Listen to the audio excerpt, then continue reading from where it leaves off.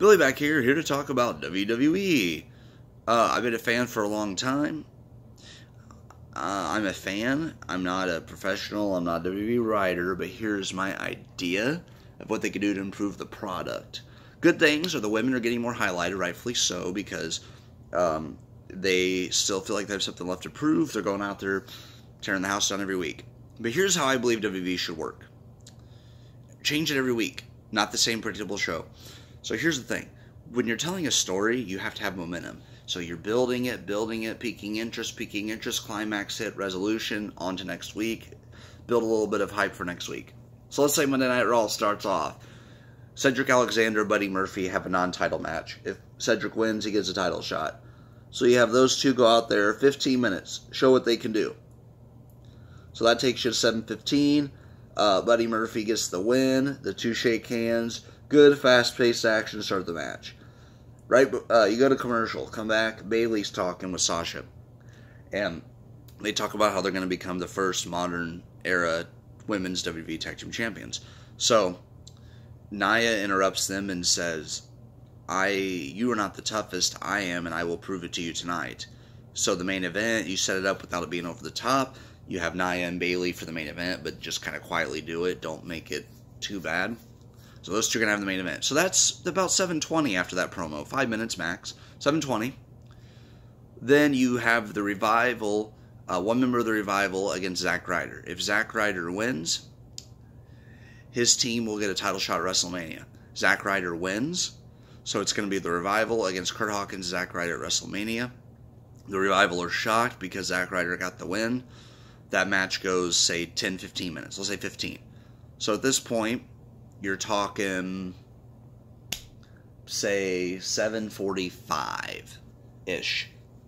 7:45, 7:50. Let's say 7:50. So then, cut to a commercial. Come back, Elias is out in the ring. He does his thing. He starts singing a song. He gets interrupted by the Lucha House Party to kind of get revenge for what happened last week. And Elias says, if there's not any better competition than, or he says, you can't take me, you're not worthy of being in the ring with me. He beats Kalisto, and then he says, I don't have an opponent for WrestleMania. If there's not anyone worthy, then I don't see why I need to be coming to Raw every week. Kurt Angle's music hits and says, you know what? I will take you. And Elias can say, oh, you're a washed up legend.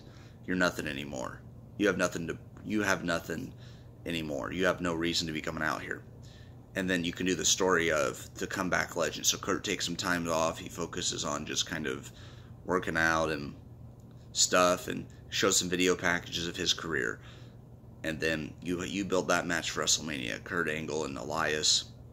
So that takes us to, let's say, 8 o'clock. Or 8:10. Let's say 8:10.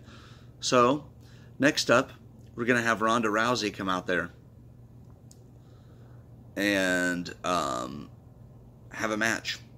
She said, anyone who wants to come out here and face me, come face me. So Natalya comes out and says, look, we've worked together, I've been your mentor, but I think I can beat you. Okay, fine, let's prove it. So they have a match. Natalya gets in the sharpshooter. Ronda barely escapes. She wins the match. They shake hands. Ronda gets on the mic and says, Natalya, I have nothing but respect for you. Tonight I won, and I am ready for Charlotte Flair at WrestleMania. So that cuts us to 8:30. We're halfway through the show. Next thing, Triple H comes out after the commercial.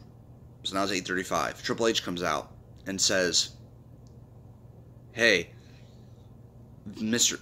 McMahon, get out here right now. Mr. McMahon comes out and says, what do you want, Hunter? Well, we agreed that if Becky apologized, she would get her match against Ronda Rousey in the main event of WrestleMania. And Vince says, well, I didn't accept her apology, so no, not happening. And then Triple H says, we keep our word. And Vince says, I overrule you. And then Triple H says, no, here's what we're here. It's like, here, can we compromise? Vince says, what do you have in mind? How about this? If Becky beats Charlotte at Fastlane, it becomes a triple threat match. And Vince says, sure, but there is no chance in hell that Becky walks out of Fastlane the winner. So that takes us to 8:50. Builds the excitement for the fans and everything after the commercial, say 8:50. So next up, Bobby Lashley comes out to the ring and says, I have to defend my title against Finn Balor, but this week I want a warm-up match. And Balor comes out and says, why don't you take on me and we can give this audience tonight a preview of what's going to happen in the Elimination Chamber, me beating you for the title. And you have Bobby laugh and say, no, I'm not wrestling you. I'll wrestle anybody but you. So then Braun Strowman's music hits. And Bobby Lashley says, I accept your match on the behalf of Lio Rush. And Leo's like, what? So you have Lio Rush against Braun Strowman. Lio gets destroyed. Braun calls Bobby a coward. Bobby runs backstage with his title. Braun and Balor shake hands. That takes us to about 9:15. Cut to a commercial, come back, let's say it's 9:20. Okay, fine. So, you have one final promo of the night. Seth Rollins talks and says, you know, I fought my whole life to get back to the main event of WrestleMania. I've been waiting so long for this. I am going to slay the beast at WrestleMania.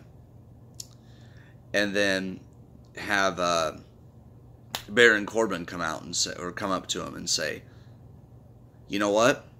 You were right. You have earned that spot. But next week, you're going to have to go against me. And so you book that for next week, so that builds momentum for next week. Your main event, Bayley and Nia come out there. And they wrestle. They go back and forth for 20 minutes.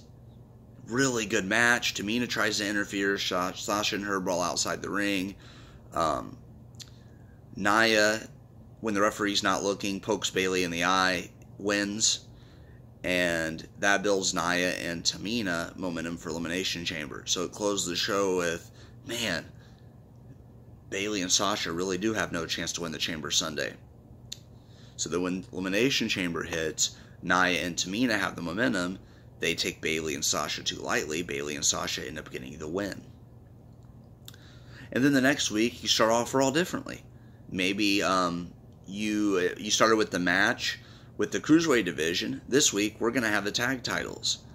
A tag match.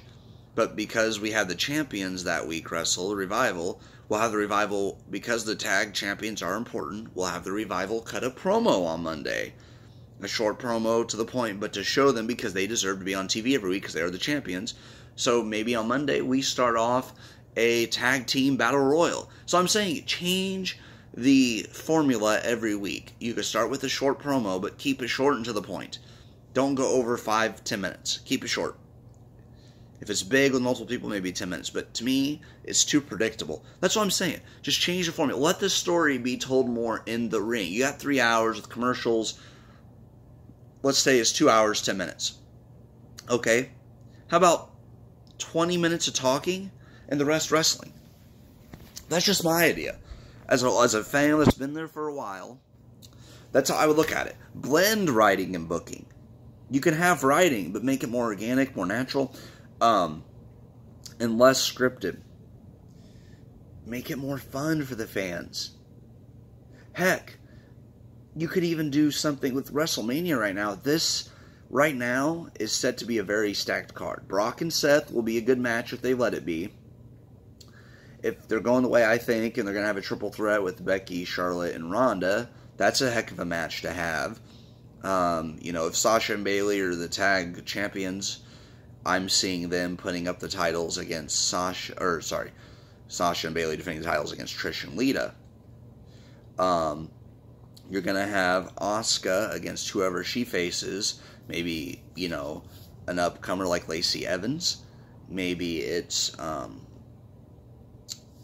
one of the members of the Iconics. You could have... I'm trying to think who would take on Asuka, actually. Carmella, actually. Well, they've already done that. Naomi. Naomi wins a number one contender match, takes her on. That could be a good match. That's what I'm saying is they have a good, solid card building for WrestleMania. So use that to your advantage. Give people what they want. Tease the matches a little bit, build them, but don't overdo it. I think 20-minute promos are too long. I'm a fan of WWE. This is not coming out of a place of hate. I'm going to watch WWE no matter what. But please, make some changes. Slowly even. But just let everyone shine in to help with injuries. Say if Seth Rollins wrestles on Monday and he does a few house shows that week, have him there cutting a promo, but have him not wrestle that week, have him cut a promo and rotate it. So like maybe one week the Revival wrestles. Next week they cut a promo and you give Bobby Roode and Chad Gable a match. So rotate it to where they're not wrestling as much to keep them well rested. And maybe every now and then say, we're going to do a pre-taped segment, so you guys will film that, take a week off, come back for next Monday and wrestle. Give them more rest, but do it in a smart way to where their presence is still there, but they're not actually wrestling every single night. And I respect every wrestler because they put their bodies through hell. But help them out with that a little bit. They can still be there without having to have a match every week. This is my personal opinion, guys, but I feel like that would take WWE in the better direction. And I think your fans would stay around more. And I think if Triple H has more say, and they do an NXT type Monday Night Raw, you have 3 hours, but we're going to give you short and to the sweet promos, you're going to feature new people, that gets more of the roster out there too if you rotate it, because I want to see guys like Bo Dallas and Curtis Axel in matches. I want to see Zack Ryder more. I want to see Mojo Rawley, No Way Jose. All these people that don't get airtime. Ty Dillinger on SmackDown. Great talent, not being used very much. So rotate it. You're wasting all this time on promos. Cut the promo time down like you did in the 90s, where you had Mean Gene with Hogan. They did a quick 2-3 minute promo, get on the match. Do that on Monday Night Raw. You have 3 hours. Feature more of your people. That's my rant is over. Sorry, guys. I'm very passionate about WWE. I love WWE. My dream job would be to work for them. But you got to do, in their own words, what's best for business. What's best for business is changing it up a little bit. All right, that's all I got for today. Take it easy.